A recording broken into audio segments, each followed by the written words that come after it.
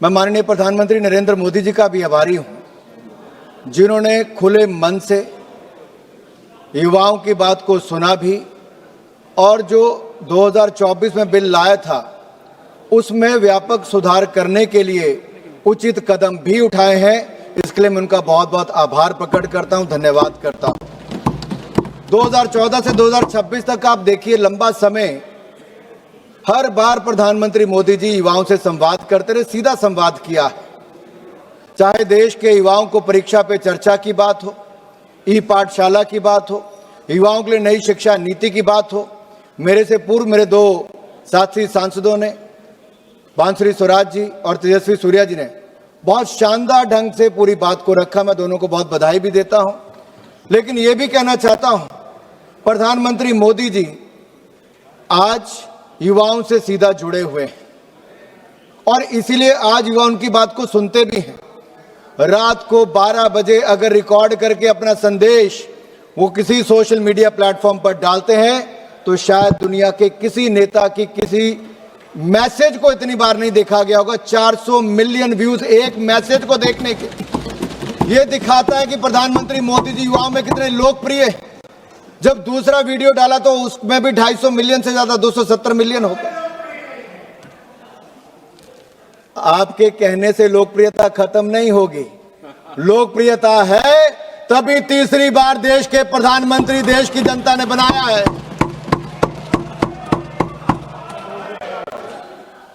और अध्यक्ष जी, सवाल ये खड़ा होता है कि आज हम सब लोग इस बात पे चर्चा क्यों कर रहे हैं? क्योंकि परीक्षा में धांधली, पेपर लीक, ये किसी आतंकवाद और माओवाद से कम खतरनाक नहीं है, क्योंकि इसका सबसे पहला शिकार हमारा युवा होता है। और अपने देश के युवाओं से मैं कहना चाहता हूं, इस पेपर लीक की बीमारी का इलाज भी हम करेंगे, मुकम्मल करेंगे, क्योंकि हर मर्ज की दवा हमें मोदी सरकार में ही मिली है और इसमें भी हम इसका निवारण करने जा रहे हैं, इलाज करने जा रहे हैं। आप देखिए, इस देश में आतंकवाद और नक्सलवाद ने दशकों तक हमें बहुत जुल्म दिए, बहुत जख्म दिए और इन गहरे जख्मों से निजात दिलाने का काम भी मोदी सरकार ने किया। आतंकवाद और नक्सलवाद को जड़ से हमने ही खत्म किया है और पेपर लीक्स की समस्या को भी जड़ से खत्म करने का काम करेंगे। और इसीलिए आज जब हम सब इकट्ठे हुए हैं तो देश के युवाओं को मैं कहना चाहता हूं, ये देश के युवाओं के भविष्य की बात है। हमारी सरकार युवाओं के साथ है और युवा और मोदी सरकार ने मिलकर तय किया है, एक प्लेटफॉर्म पर खड़े होकर तय किया है कि एक ऐसा कानून लाएंगे जो आतंकवाद के खिलाफ बने कानून से भी ज्यादा सख्त होगा और दोषियों को कड़ी कार्रवाई करने पे भी काम आएगा। और आज का ये कानून आप देखिए, जो 2024 में हम लाए थे उसमें संशोधन करने के लिए लाए। अभी वेणुगोपाल जी कह रहे थे, पहले प्रियंका जी ने कहा कि कानून में बदलाव क्यों करने वाले हो। हम सिस्टम को और फूल प्रूफ करना चाहते हैं, हमारे युवाओं के भविष्य के साथ ना कोई खेले, उसके लिए सिस्टम बनाना चाहते हैं। तारीख पे तारीख, डिले पर डिले ये ना हो, जान से लेकर जुडिशियल सिस्टम को समयबद्ध तरीके से काम करने के लिए हम ये नया सिस्टम बनाने जा रहे हैं। लेकिन आप तो समय पर चर्चा करने के लिए तैयार नहीं थे, हाउस चलने नहीं दे रहे थे। राहुल गांधी जी को लगा देश के युवाओं ने उनको पूछा नहीं, ना अखिलेश जी को पूछा, ना किसी पॉलिटिकल पार्टी को पूछा, तो अब करें क्या? तो उन्होंने वो किया जो किसी नेता प्रतिपक्ष को नहीं करना चाहिए। वो प्रधानमंत्री निवास के बाहर जाकर लेट गए। अरे राहुल जी, आपकी तड़प जलन मैं समझ सकता हूं, प्रधानमंत्री निवास के अंदर आपको जाने का मौका नहीं मिल पा रहा, लेकिन बाहर ही लेटने का मौका ले लिया आपने। आपको कभी मौका अंदर जाने का नहीं मिलने वाला है।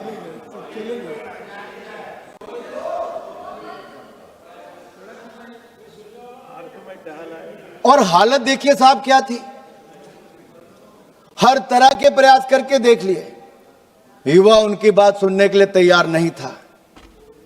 लेकिन युवा ये जानता है कि जब 3 मई को नीट एग्जाम हुआ और उसके 3-4 दिन के अंदर एक खबर आ गई कि कुछ लीक जैसी हुई, तो हमारी सरकार ने 12 मई को उसको निरस्त कर दिया और मात्र 3 दिन के अंदर 15 मई को नया यानी कि री एग्जामिनेशन करने का निर्णय लिया ताकि युवाओं का 1 साल बर्बाद ना हो। यह हमारी सरकार ने निर्णय लिया। यही नहीं, हमने चंद दिनों के अंदर देश भर में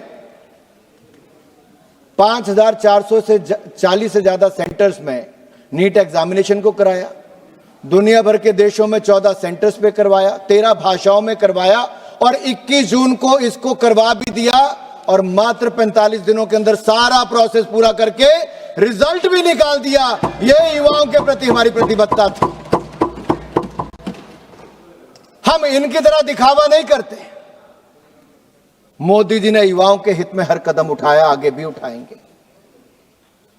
हमारे खिलाड़ी अगर देश के लिए खेलने के लिए किसी देश में दूसरे देश में जा रहे हो तो देश के प्रधानमंत्री उनसे संवाद भी करते हैं, आने के बाद उनका अभिनंदन स्वागत भी करते हैं।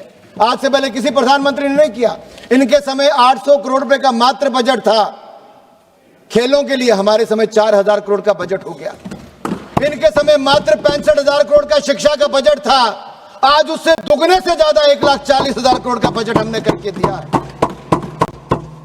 प्रियंका जी, आपके उत्तर दूंगा मैं इसके बाद। किस तरह से कितनी भोली सी शक्ल बना के गुमराह करती, मंद मंद मुस्कुराती हैं, स्पीकर साहब को भी मुस्कुराने के लिए बोलती हैं, गंभीर विषय पर भी अपने पुराने जो इनकी सरकार के कुकर्म थे, जो खराब काम थे, उनको ऐसा पर्दा डालने का प्रयास करते हैं। लेकिन सर, मुझे दुख इस बात का है क्योंकि देश के एक बहुत बड़े वैज्ञानिक, एक बहुत बड़े प्रोफेसर, आईआईटी मद्रास के प्रोफेसर वी कामाकोटी जी के बारे में उन्होंने जो टिप्पणी की। कौन है प्रोफेसर वी कामाकोटी जी? हमारे फॉर्मर चेयरमैन है आर्टिफिशियल इंटेलिजेंस टास्क फोर्स के। आरएसएस से होने का कोई गुनाह नहीं, अगर होंगे भी तो उनको गर्व होना चाहिए इस बात का कि आरएसएस के हैं। आप भी ज्वाइन कर लीजिए, आप भी ज्वाइन कर लीजिए, थोड़े संस्कार आ जाएंगे, थोड़े संस्कार आ जाएंगे, देश के बारे में सोचना शुरू कर देंगे अगर आप आरएसएस का हो जाएंगे तो। आईआईटी मद्रास की फैकल्टी थे 2001 से 2022 तक। पीएचडी डिग्री उनकी कंप्यूटर साइंस और इंजीनियरिंग में है। आपका पूरे परिवार की डिग्रियां भी जोड़ लें तो इनके बराबर नहीं हो पाएंगी। और मैं एक बात और कह दूं, मुझे तो लगता था प्रियंका गांधी जी कुछ अच्छा कहेंगी। उन्हें कहा ये गौमूत्र के विशेषज्ञ हैं। तो गांधी परिवार की सबसे बड़ी समस्या यह है कि वो भारत की परंपराओं को ना तो समझते हैं और ना ही समझने का प्रयास करते हैं, बल्कि उनका उपहास उड़ाते हैं। जिन पर दुनिया शोध कर रही है, कांग्रेस उन पर तंज कस रही है। देश के प्रतिष्ठित प्रेस्टिजियस जो साइंटिस्ट जो भारतीय ज्ञान परंपरा का अध्ययन करना चाह रहे हैं, कांग्रेस उनका मजाक उड़ाती है। ये हमारी संस्कृति, हमारे समाज और हमारे साइंटिस्ट के साथ सदा कांग्रेस यही करती रही। लेकिन वैज्ञानिक होने का मतलब यह नहीं कि आप अपनी सभ्यता और समाज से कट जाएं, आप अपनी परंपराओं को ना जाने। डॉक्टर कामकोटी जी आधुनिक विज्ञान के शिखर पर है। एक तरफ आर्टिफिशियल इंटेलिजेंस के एक्सपर्ट हो सकते हैं तो दूसरी ओर गौमूत्र पर भी अध्ययन कर सकते हैं, इस पर रोक नहीं है। अपनी जड़ों से जुड़ने पर कांग्रेस को परेशानी है। मुझे तो लगता था प्रियंका गांधी जी राहुल गांधी जी से थोड़ी बेहतर होंगी, बहन भाई से थोड़ी बेहतर लगती थी, कम से कम हंस तो लेती थी। लेकिन आज जो आईआईटी मद्रास के डायरेक्टर के ऊपर तंज कसा, मैं ये कहूंगा भाई बहन एक जैसे लगते हैं, एक ही वनस्पति पर हैं।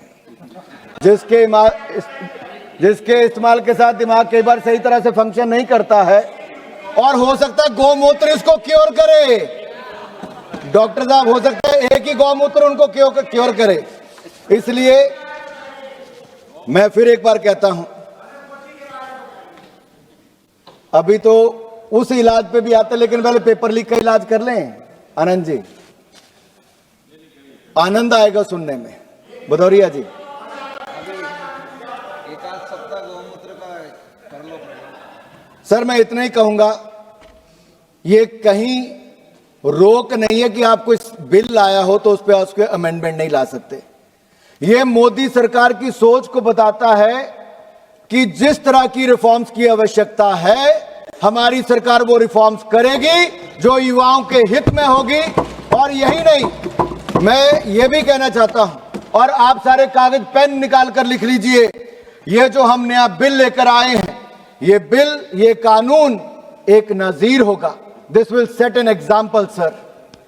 और इसकी मैं पूरा उल्लेख बाद में करने वाला हूं, क्या क्या इसके लाभ होने वाले हैं। लेकिन हमने अब तक क्या क्या किया? एक तो जल्द री एग्जामिनेशन करवाया।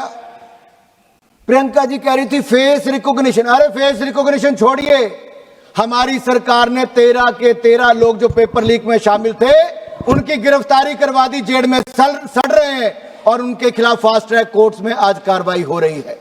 यही नहीं, नया बिल लेकर हम आगे हैं, और हमने हाई पावर टास्क फोर्स भी बना दी नंदन नीलकनी जी की अध्यक्षता में, जो एग्जाम रिफॉर्म्स करेगी और देश के युवाओं को बेहतर भविष्य बनाने का काम करेगी। मैं इतना ही कहूंगा, जहां तक कांग्रेस ने भी और प्रदर्शन करने वालों में से भी एक दो लोगों ने बात कही कि प्रदर्शन में कुछ गुंडे आ गए थे, इन्होंने कहा फेस रिकॉग्निशन करनी चाहिए। मैं गृह मंत्री जी से आग्रह करता हूं, जो ऐसे लोग जो गुंडे थे, असामाजिक तत्व थे, जो उस आंदोलन को खराब करना चाहते थे, और जो संसद की इस चर्चा में मैं बड़े साफ कह रहा हूं, जो असामाजिक तत्व और गुंडे थे, उनके ऊपर कानून के रूप में कड़ी कार्रवाई होनी ही चाहिए।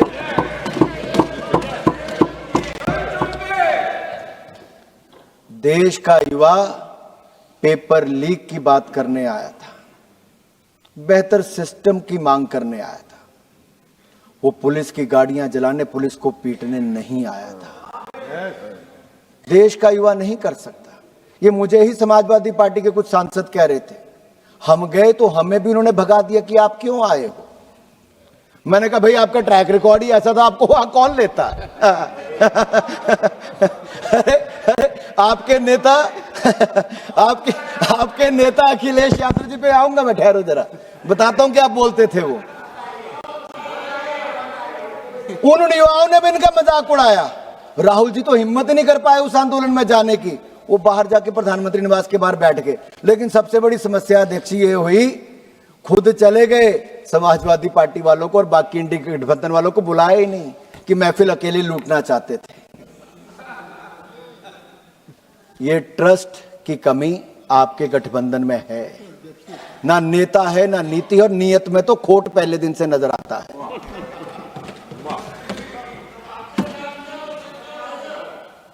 लेकिन मैं आपको विश्वास दिलाता हूं, आप जो कह रहे हैं, जो लोग पेपर लीक के अंदर कसूरवार थे, माफिया हैं, उनको मिट्टी में मिलाने का काम नरेंद्र मोदी की सरकार करेगी। देश के युवाओं को आश्वस्त कराना चाहता हूं। और मैं इसलिए कहता हूं सर, ट्रैक रिकॉर्ड बताता है कि क्या है। देश में पहला एंटी चीटिंग लॉ कौन लेकर आया? हमारी सरकार लेकर आई। देश में 2024 में नरेंद्र मोदी जी की सरकार लाई। आज उसमें संशोधन करने की भी ताकत किसी ने रखी तो नरेंद्र मोदी की सरकार ही कर रही है। राज्यों में भी कल्याण सिंह जी की सरकार थी, राजनाथ सिंह जी हमारे शिक्षा मंत्री थे। उस समय हमने उत्तर प्रदेश में बेहतर शिक्षा लाने के लिए राजनाथ जी ने शानदार काम किया, एंटी चीटिंग लॉ वहां पर हम लाए। लेकिन अखिलेश यादव जी और मुलायम सिंह से मैं पूछना चाहता हूं, जब उस समय मुलायम जी थे, क्या भाषण देते थे?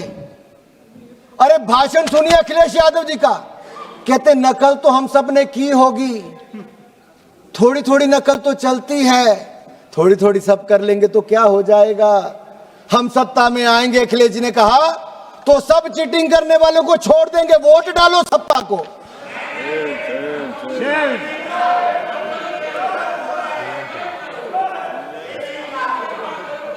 सर ये कुछ कहना चाह रहे हैं सर, इनको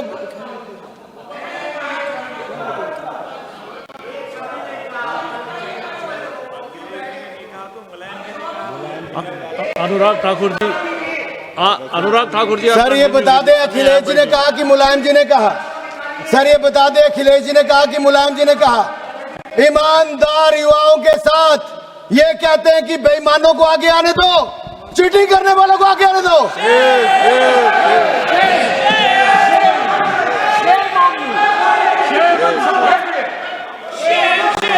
सर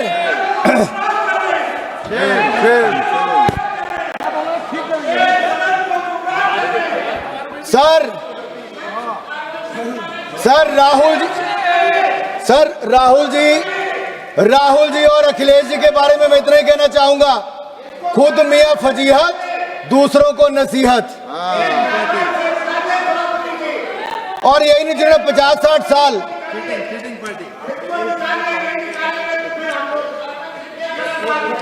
सर ये बता सकते हैं कि अखिलेश जी ने कहा, मुलायम जी ने कहा, सपा के किस नेता ने कहा?